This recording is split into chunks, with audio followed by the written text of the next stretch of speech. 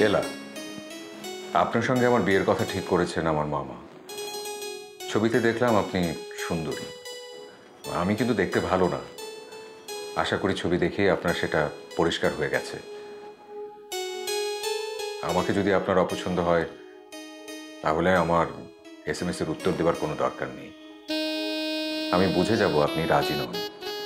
সেক্ষেত্রে মামাকে বলবো আমার জন্য অন্য পাত্রী দেখবার জন্যে। যদি উত্তর না পাই তাহলেই বুঝে নিব আপনি রাজি নন। ভালো থাকবেন, অন্তু।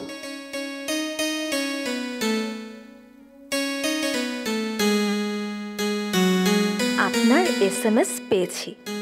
প্রথমে আপনার একটা কথায় আপত্তি জানাচ্ছি। আপনি দেখতে ভালো না এটা ঠিক নয়, আমার তা মনে হয়নি। আর আমাকে সুন্দরী বলেছেন ওটা ছবির গুণে। আমার পরিচিত একজন ভালো ফটোগ্রাফি করে, ওই তুলে দিয়েছে। ছবিতে দেখে যত ভালো লাগছে আমি তা নই। আপনাকে আমি ঠকাতে চাই না, তাই এটা বলে দিলাম।